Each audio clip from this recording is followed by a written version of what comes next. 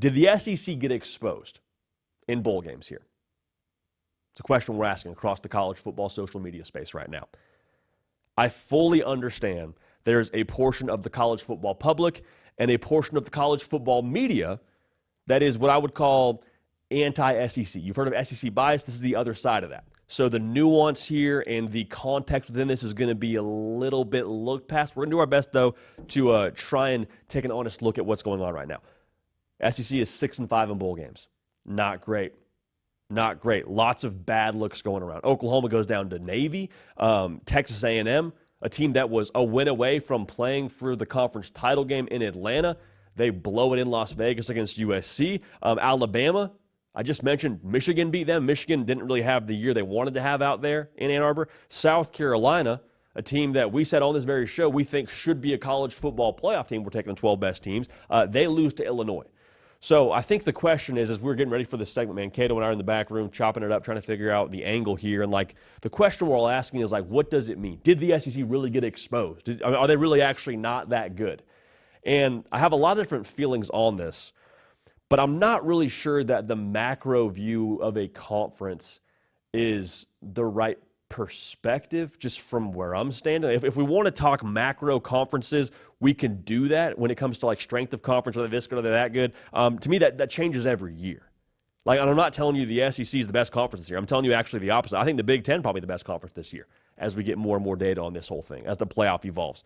Now, the SEC could have a national champion. Does that make them the best conference? I don't think so. Not this year, at least. Now, previous year, sure. Last year, I'd tell you that the Pac-12 is probably the best conference in college football. And Washington ran the table all the way to the national title game. What I'm trying to say here is the SEC is not nearly as deep in that lower two-thirds, from what we can tell right now, based on what we saw in the bowl games.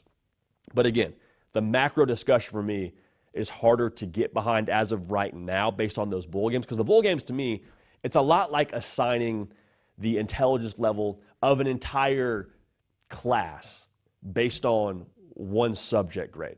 Hey, this class got a C- in science, therefore they're all dumb.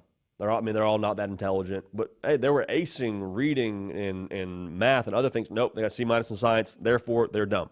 We're ignoring the other 12-game sample size we saw throughout the season. Again, the thing that's interesting to me now is the nuance within this team conversation. Alabama, SEC, Big Ten, Big 12, Mountain West, whatever kind of logo you want to put on their patch going forward here, they're not that good right now, y'all. They're not.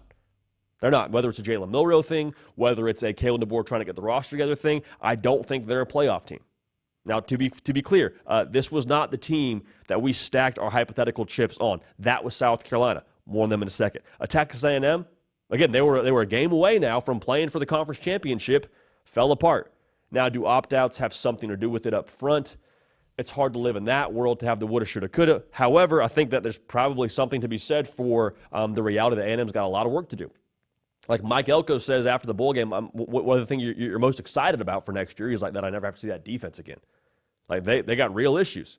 And based on what Texas A&M is doing via the transfer portal, very clearly that Mike Elko is working to address those issues. Oklahoma, losing to Navy. We said before the year Oklahoma's going to go 6-6. Got absolutely just massacred for it, but they went 6-6. John Mateer cannot get here soon enough when talking about what's going on in Norman. Now, South Carolina is the school that I think I would give a little bit of pushback to if you're telling me that, they're standing on the shoulders of the SEC and this and that. I'm like, man, if Kyle Kennard plays in that game, again, we're living in the ifs, the hypotheticals, the opt-outs, whatever. If he plays, if Rocket Sanders plays, is that game different? I don't know.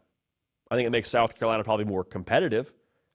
But again, the whole discussion around, well, the SEC must really not be that good this year. Maybe so.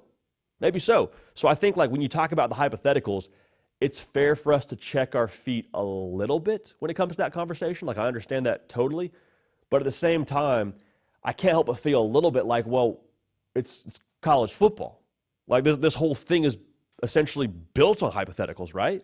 What are these rankings we're seeing every single Tuesday? What's the AP doing? Do we know without a shadow of a doubt that Oregon is better than Georgia? Haven't played on the field. Hypothetically, though, we think Oregon is a better team, so we put them ahead of them, right? We used to crown national champions based on the AP poll. So I think, I don't apologize at all for hypothetically saying I think South Carolina is one of the top 12 teams in America. I think hypothetically South Carolina probably still gives Notre Dame a better game than Indiana. I think South Carolina probably still gives Penn State a better game than SMU. Now, this isn't me telling you that I think they should have been in based on the logic the committee had. I think it was sound, but I don't think we need to apologize for having hypothetical conversations around what these specific teams are. Now, the schedule of the schedules, talk about them how you want to talk about them, but in the discussion of the macro level when it comes to the SEC, did they get exposed? I think some teams got exposed. It's hard for me to sit here and tell you that without a shadow of a doubt that I think the conference overall got exposed. I think teams got exposed. I think the bowl games are a great view for us to see that it's important for us to understand that matchups play a factor in this, that prep plays a factor in this, that who's on the field plays a factor in this. But at the end of the day, like, I think there's a lot of folks saying, well, like, why does the SEC get to puff their chest out and say, we're this conference, we're that conference, we deserve X, Y, and Z thing? One, I think we're probably in a world now in the NIL and portal era where that may become less and less of a thing. There might be less dominance from that conference when it comes to the Big Ten and what they're going to do based on what we've seen so far in this college football playoff.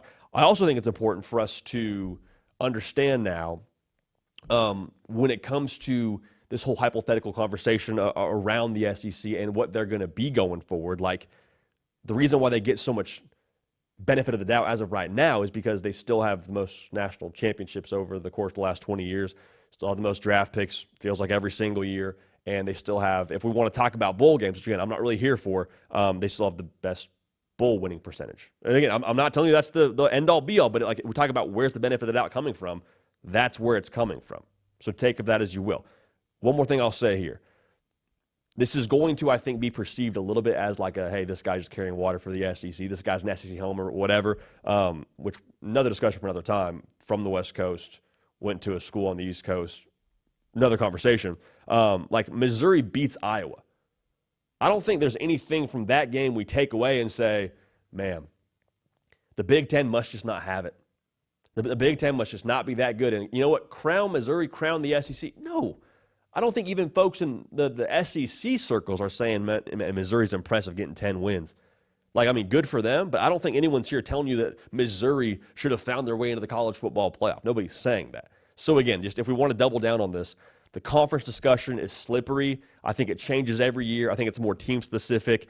And when it comes to hypotheticals, should we be careful with hypotheticals? Absolutely. They're just that hypothetical. And when we see what happens with Bama, like, it's hard to defend the hypothetical now if you were rooting for Bama to go make the college football playoff. But at the same time, that's been what college football is since this whole thing started. It's always been a beauty pageant. It's always been a little bit of like, hey, I think this team's better than that team, because we don't see them play every single week. We don't see these matchups, from a conference-to-conference perspective during the regular season. So did the SEC get exposed? Some teams got exposed, and the conference discussion will always be spirited when it comes to bowl season. And we're here for it. We're here for the bowl games mattering as much as humanly possible. If you're just now finding the show, welcome in. College football, nothing but college football every single day of the year. Glad to have you all a part of this, man. This show is brought to you by our friends over at PrizePicks. Now, we have some games about to start here in a matter of, hour and a half. Texas, Arizona State about to get after it. Code HARDCOUNT at prizepicks.com. Make sure you're locked in. Use code HARDCOUNT. Get $50 in promo funds when you play a $5 lineup. Now, I'm going to read off to y'all what I have here in the first half for Arizona State and Texas, because I'm juiced for it. If you want to lock this in, now is the time. I got Cam Scadaboo, less than 13.5 receiving yards. Sam Levitt, less than 5.5 rush yards. Matthew Golden, more than 26.5 receiving yards. I'm not going to tell you how much I have on that. Have a lot. We're power playing that one. So again, code HARDCOUNT. You want to follow us? Great. You want to fade us? Even better.